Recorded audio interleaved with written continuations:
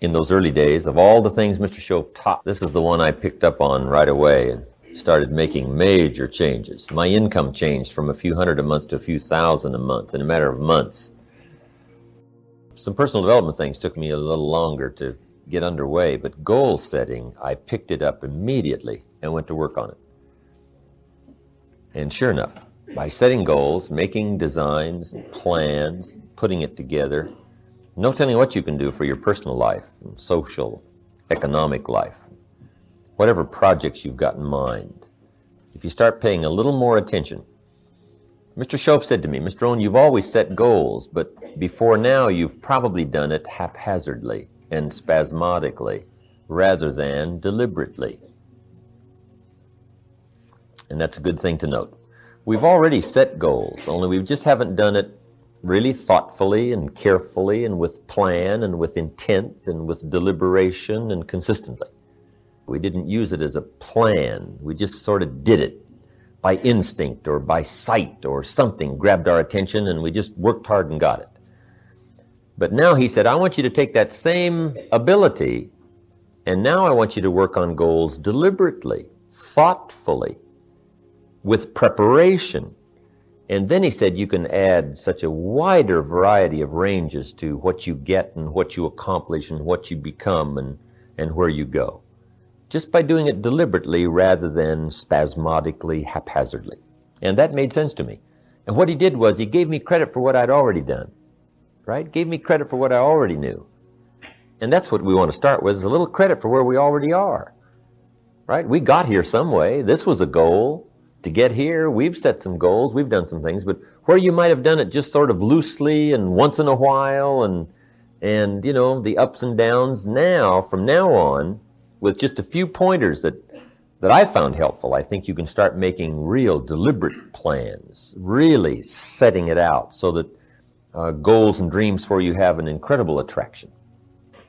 Now, there's two ways to face the future. One is with apprehension. Being afraid of the future, being uncertain. The what if this happens game I used to play. What if the money goes wrong? What if the government doesn't do well? What if there's war? This what if game you can play on the negative side. And sure enough, it is not that difficult if you don't discipline your mind, if you don't discipline your awareness. It is not that difficult to be apprehensive about tomorrow, about next week, next month, next year, the future. Okay, that's one way to face the future, with apprehension. Here's another way to face the future, with anticipation. So if you can arrange it so that you anticipate the future rather than dread the future, see, that can alter your whole life. Because guess how close the future is? The next minute. That's the future. Okay, the past is quickly receding and the future is quickly coming. So we're all concerned right away with the future, right? The next future couple of hours, the next future couple of days, the next future couple of years. That's the future. Now, the best way to anticipate the future is to make sure that a big share of it for your life is well designed. Let me give you a little diagram to explain part of this. In our lives, here's what we're primarily involved with. Draw 4 little boxes. This little box is called potential. And this box is called action. This box is called results. And this box is called attitude. Now, since everything affects everything else, we primarily proceed based on how we feel. Primarily. You can decide to be happy or sad, that's attitude. How you react to a certain situation is primarily attitude. Right? You can either care or not care. You can listen or not listen. You can go or not go. Right? You can be there or not be there. You can decide or not decide. That's all by attitude. So attitude is the determining factor. So attitude determines our potential, how much potential we tap. Guess how much capacity we have? No telling. I mean, we're just now beginning to understand the mental, emotional, human capacity. Our lives are far too brief for the capacity, for whatever mystery that is.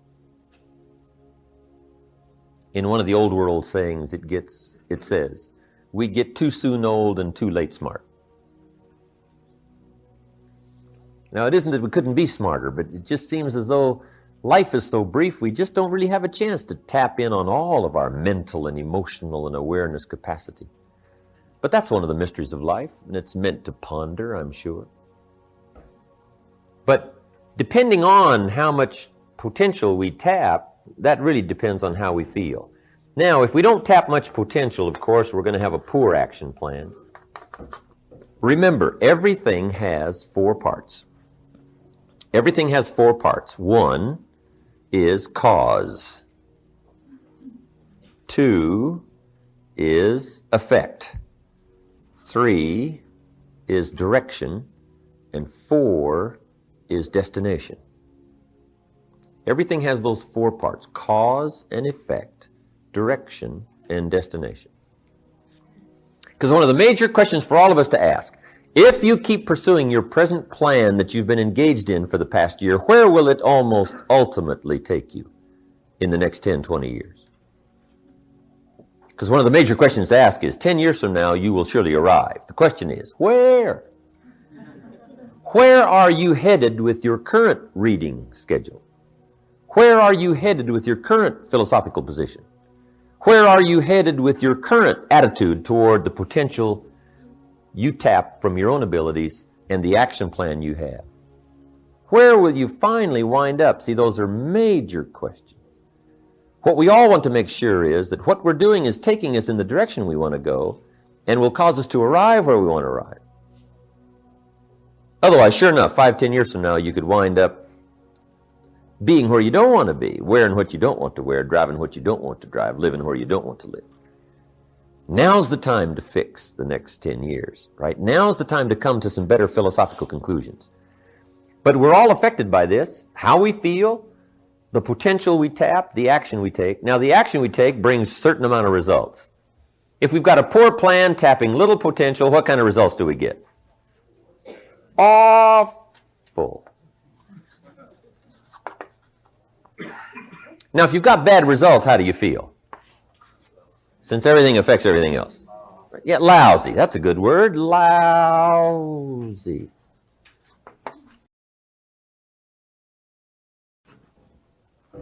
Now, if you feel bad, what kind of potential do you? How many classes do you take? How many skills do you learn? You just don't go, right? Now you've got a poorer plan. You get there later and leave earlier. Figure out a way to do less instead of more. And that brings poorer results. Inflation finally starts eating you up here. Now you really feel bad. Now you're not going to tap very many of your skills. You're going to come up with a poorer plan, poorer results. And this cycle now is going down. And almost everything is either cycling up or cycling down. Nothing ever just sort of hangs in there.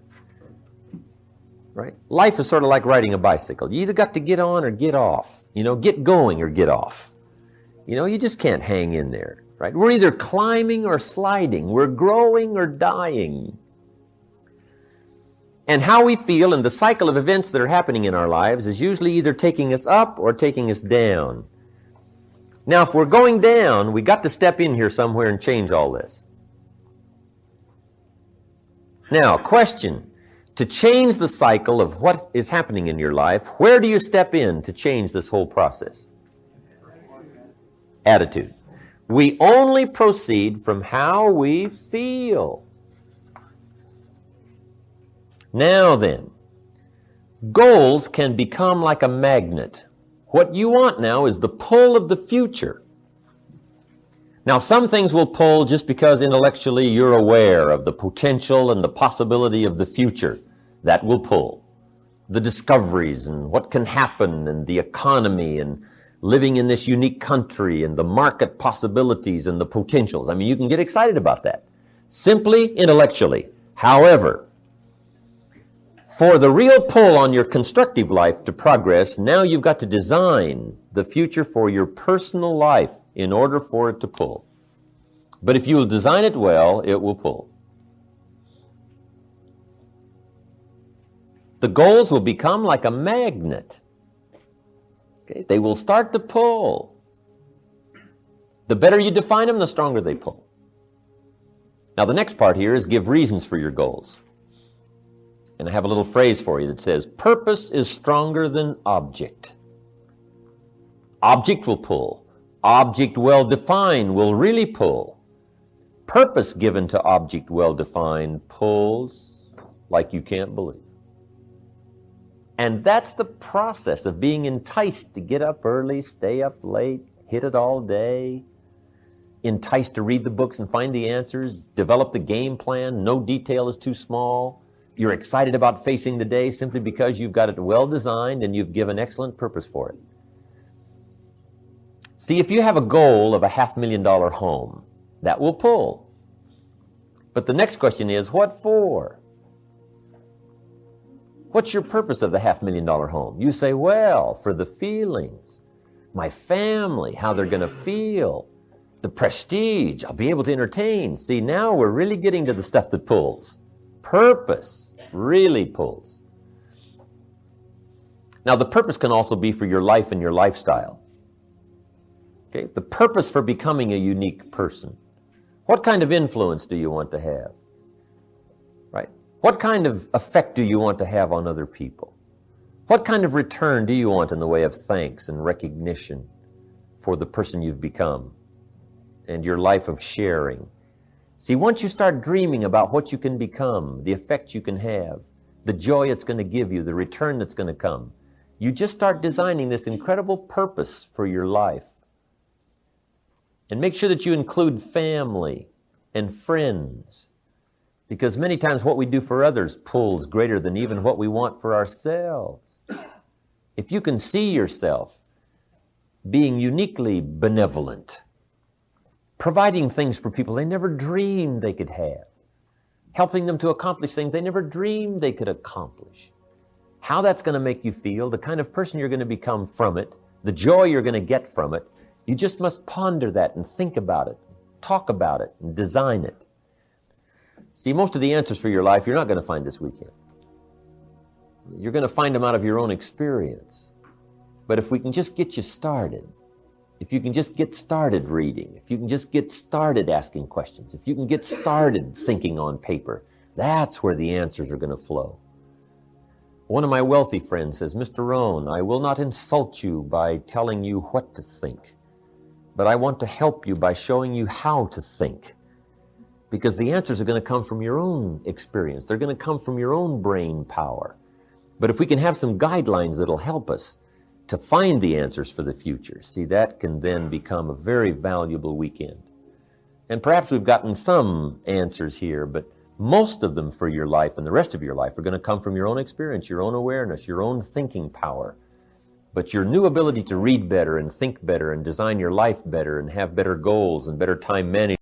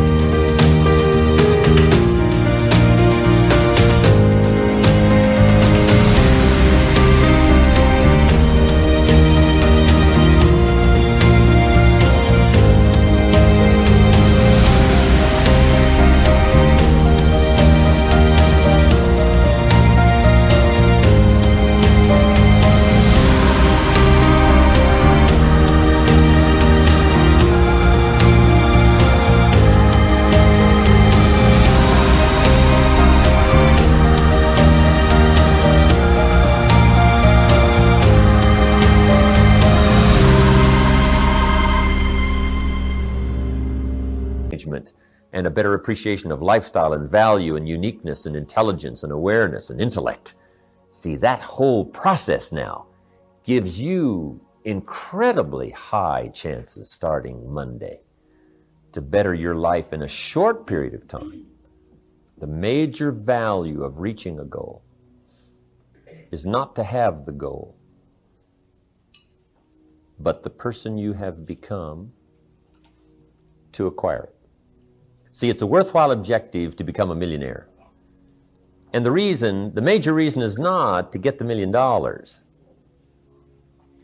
$1 million is second, third, fourth, no telling how far down the list it is. The real value is the person you became to acquire the money or the net worth. See, after you've become a millionaire, you could throw the money away and not lose very much. And the reason is because you get to retain the person you became. But see, once you become the person it takes to acquire the goal, now the goal is not the most important value.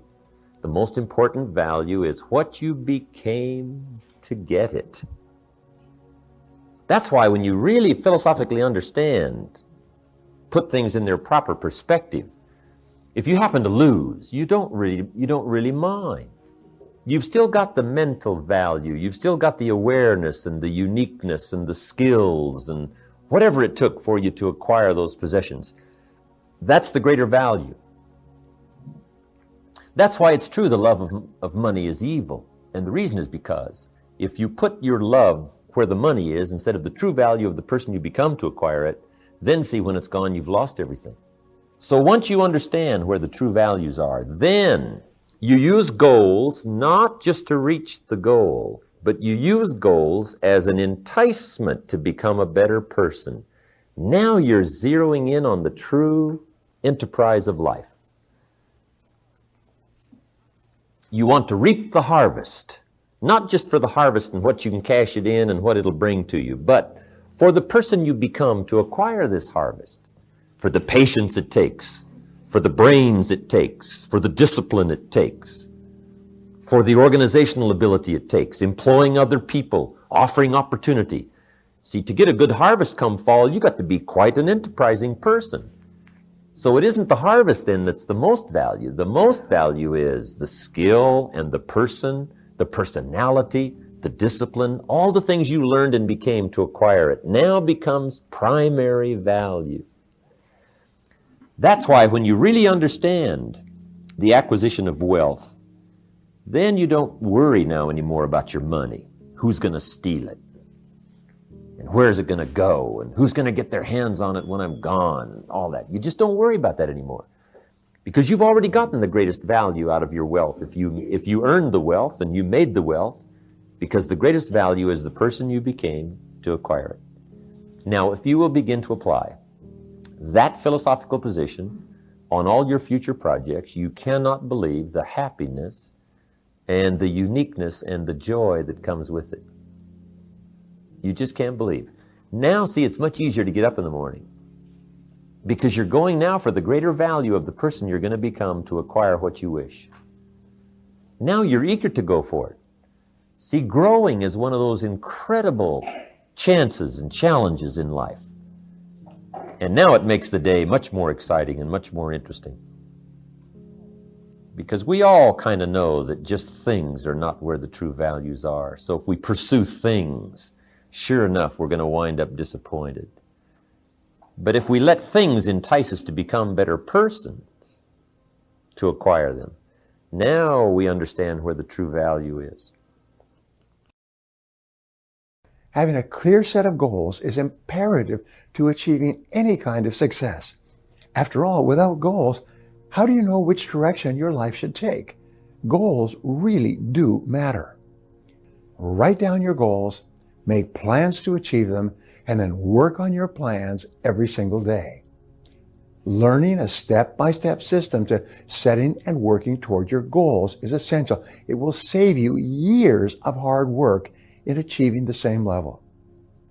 Now, both Harvard and Yale universities have conducted studies and found that people with written goals earn 10 times more on average and were 10 times more successful financially on average, than people who didn't have a set of written goals. That's pretty significant. Truly successful people don't just succeed by accident or luck. They determine what they want, they set goals, they make a plan to achieve them, and then they work on those plans every day. In fact, a recent study found that 85% of wealthy people have one big goal that they work on all the time.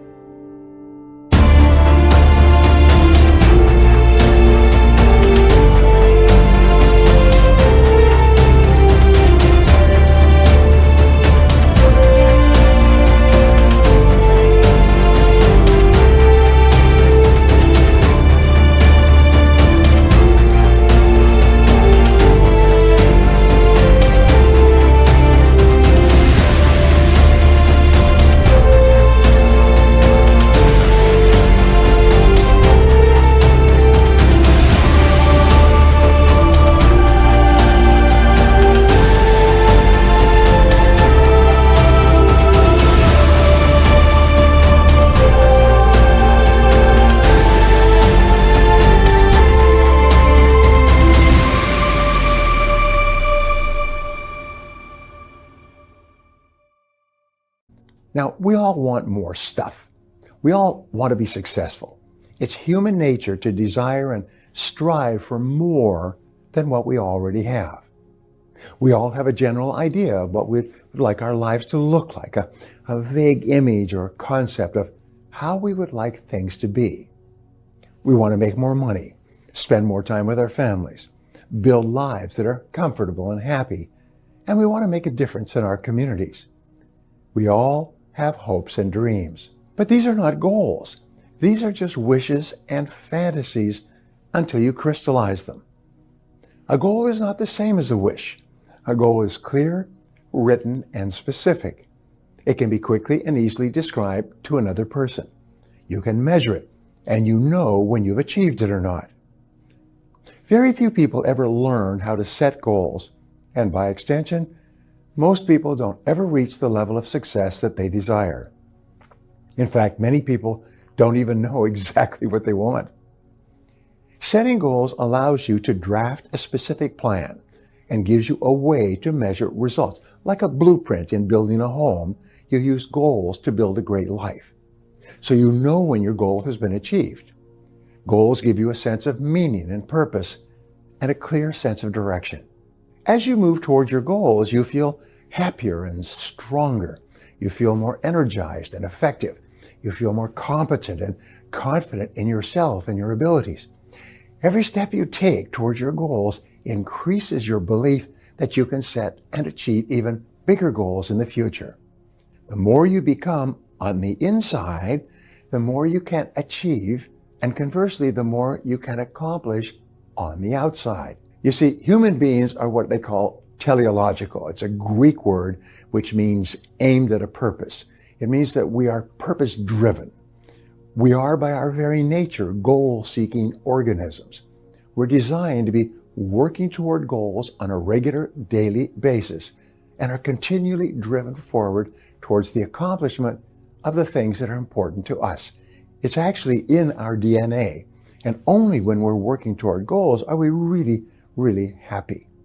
We aren't happy unless we feel ourselves moving toward the accomplishment of something we want. Now, Oliver Wendell Holmes, the great Supreme Court Justice, said, "The great thing in this world is not so much where we stand as in what direction we are moving." How do we know which direction to move until we have a plan, just like a roadmap for our lives? We design a plan by setting goals and then breaking them down into steps. We create our plan by first understanding where we want to end up and then determining who we have to become in order to get there. You feel truly happy only when you're making progress, step by step, towards something that is important to you. The satisfaction of a desire leads to more desires. It's this ambition that drives us forward and allows us to accomplish greater and greater things. Dream big. Don't limit yourself to what you think you should want or might soon achieve. Stretch your imagination, leap ahead, and really let yourself want more than you've ever accomplished before. Decide exactly what you want in every key area of your life. Clarity is so important. The greater clarity you have, the more quickly you draw the resources you need to achieve it. Imagine you have all of the time and money in the world, and imagine you could wave a magic wand and achieve anything you wanted in any area of life. Think about your income, your business, and your career. What would they look like if they were perfect in every way? Think about your health and your family. Imagine you could create the world that you desire, and there are no limitations to what you might achieve. Your list should really energize you. You should think to yourself, this would be great if I could accomplish these things. And if some of your goals feel a little scary at first, that's okay. That's good. Sometimes we get a little complacent and we limit ourselves by working toward things that aren't really enough of a stretch. So don't create little goals. Some people have such lousy goals that they lead pretty lousy, uninspired lives. Let your list of goals be invigorating and exciting and fun, getting you up and getting you going every day. Once you have this list, you should examine each individual goal and ask yourself, what do I have to do to make achieving this goal a reality?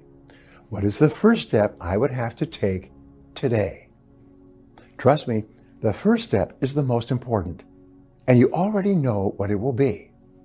I will warn you, it may take great courage to take that first step. Making significant life changes isn't always easy, and it isn't always accomplished overnight. But if you're serious about your personal growth and development, I encourage you to take the first step to becoming the kind of person you need to be in order to achieve everything you want. It's essential that your goals be in writing. Don't leave them to memory or chance. The act of writing is itself a very important part of the goal-setting process. There's an incredible connection between the head and the mind, and writing is a psychoneuromotor activity. It's a big fancy psychological word that says that it activates your whole brain, and you program those written goals straight into your subconscious mind, almost like pushing save on your computer, and it goes into your ongoing 24-hour-a-day operating system. Francis Bacon said, "Writing maketh an exact man." Jim Rohn said, "Don't use your head as a filing cabinet. However you say it, put your goals in writing. Create your goals as if they are going to be manufactured in a factory. They must be clear, specific, detailed, and measurable. But keep them simple. You don't have to get too complicated. Ask yourself if a small child could understand your goals without a great deal of explanation. If your goals are too complicated for a 6-year-old to understand, you need to simplify them, both for yourself and for others. Be prepared and committed to doing the work, but also don't forget to have fun. You can do this. You can unlock and unleash your full potential by making daily goal setting a habit. By developing laser-like focus on your goals, you can change the way you think and direct your energy toward the positive, concentrating on what you want rather than what you don't have. I challenge you to resolve from this moment forward to become a goal-seeking organism, like a guided missile or a homing pigeon, moving unerringly towards the goals that are most important to you. There's no greater way to guarantee you'll have a happy, healthy, and prosperous life than if you continually work on being, having, and achieving more of the things you really want. Clear, written goals give you a roadmap that will guide you to personal and professional success. Goals enable you to overcome any obstacle and make the possibilities for your future achievement unlimited.